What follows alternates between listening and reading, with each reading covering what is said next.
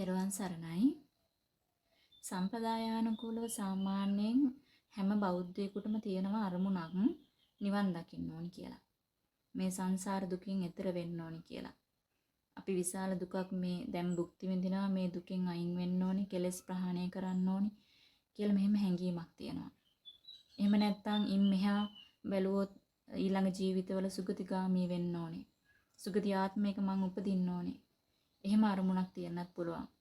එහෙම නැත්නම් මේ ලැබිලා තියෙන ජීවිතේ මානසික සහනය කියන එකෙන් ජීවත් වෙන්න ඕනේ. මේ වගේ අරමුණු තියෙන්නත් පුළුවන්. ඉතින් මේ මොන අරමුණු තිබ්බත් ගොඩක් අය දන්නේ නැහැ, හොයන්න හිතෙන්නෙත් නැහැ. මේ කියන අරමුණු සාක්ෂාත් කරන්න අපි කරන්න ඕනි මොකක්ද හරියටම. මේවා ලැබෙන්නේ මොන විදිහට කටයුතු කළොත්ද? මේවා ලැබෙන්නේ මොන ආකාරයට අපේ මනස පැවැත්වුවොත්ද? මේකට තියෙන ප්‍රායෝගික ක්‍රමවේදය මොකක්ද? කොහොමද මේවා සිද්ධ වෙන්නේ ඇත්තටම කියන එක හොයන්න හිතෙන්නේ නැහැ. බොහෝ දෙනෙකුට මේක පටලවාගෙන තමයි ඉන්නේ, පැටලිලා තමයි තියෙන්නේ. ඉතින් ඔබ බොහෝ විට ධර්මදේශනාවල අහලා ඇති, පොතපතේ අහලා ඇති.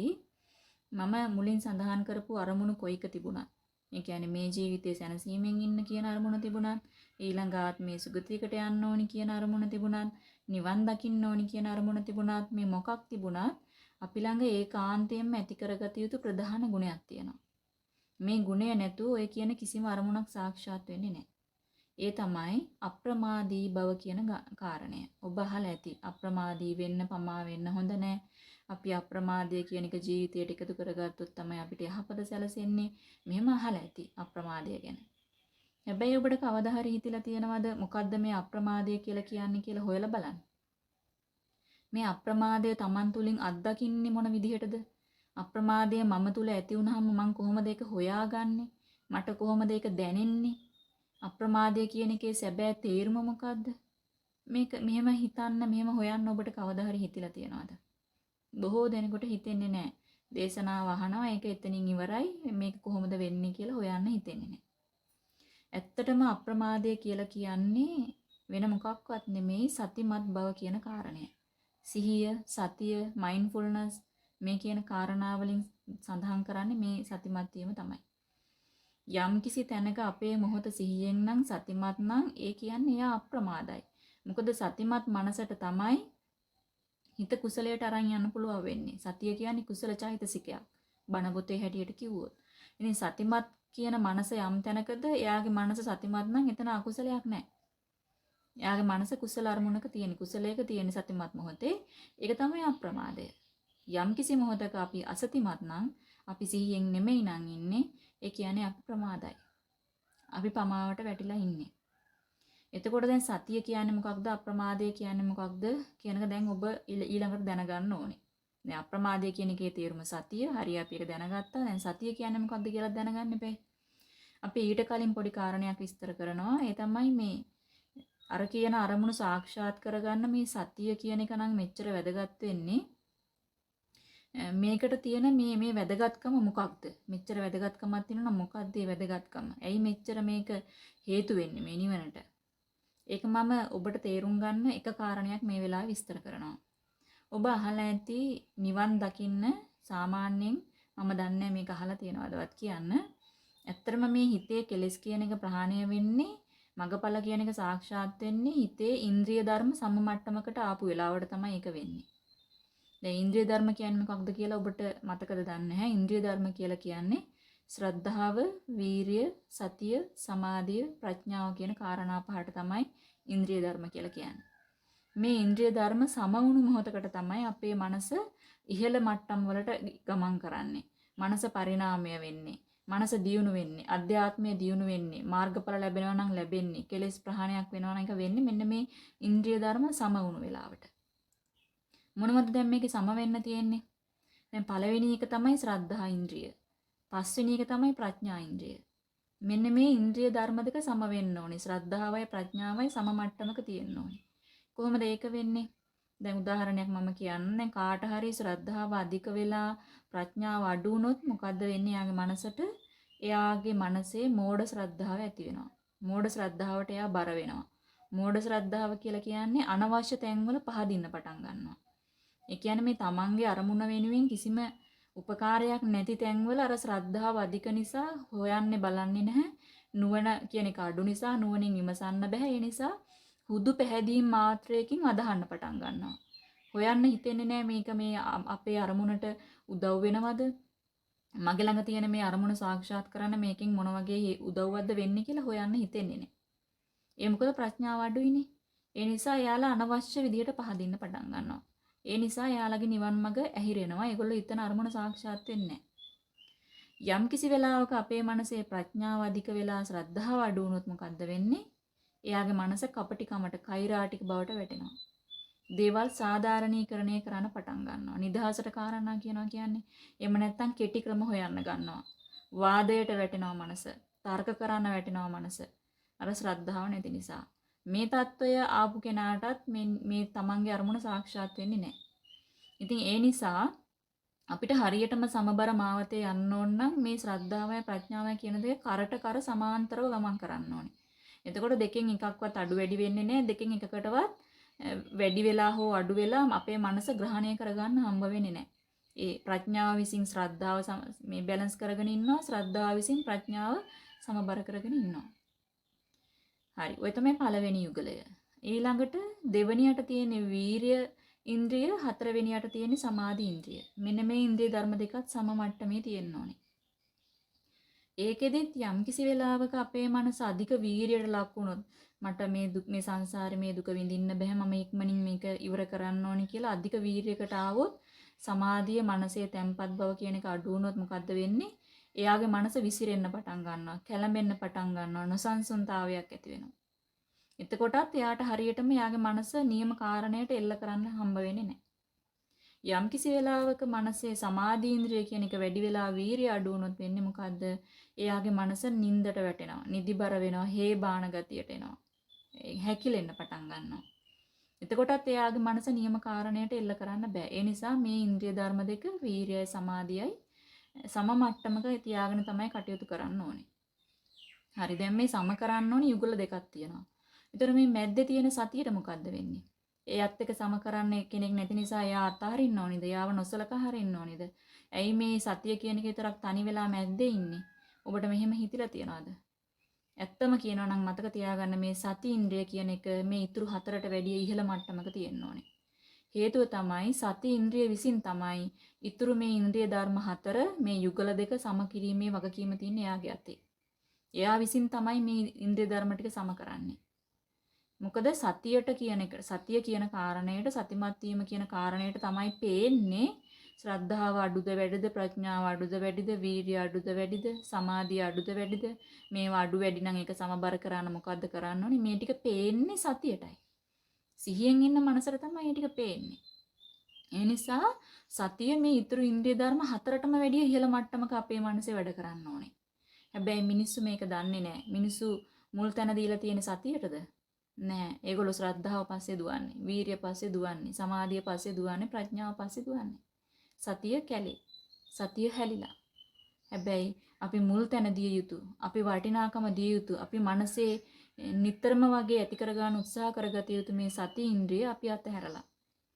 සතියට තමයි අපි මුල් තැන දෙන්න ඕනේ. සතිමත් වීමට තමයි අපි ප්‍රධාන තැන දෙන්න ඕනේ. සතිමත් වීම තමයි අපි මුළු කාලය පුරාම එදිනෙදා වශයෙන් හැම මොහොතකම දියුණු කරන්න උත්සාහ කරන්නේ සතියයි. මොකද එයාට අපි මුල් තැන දුන්නොත්, එයා දියුණු කරන්න, එයා වර්ධනය කරගන්න අපි මුල් තැන දුන්නොත්, එයා දන්නවා අර ඉන්ද්‍රිය ධර්ම හතර සම කරන හැටි. ඒකටයි අපිට අමුතුවෙන් කරන්න දෙයක් නෑ. අමුතුවෙන් ශ්‍රද්ධාව හදාගන්න දඟලන්න ඕනේ නෑ.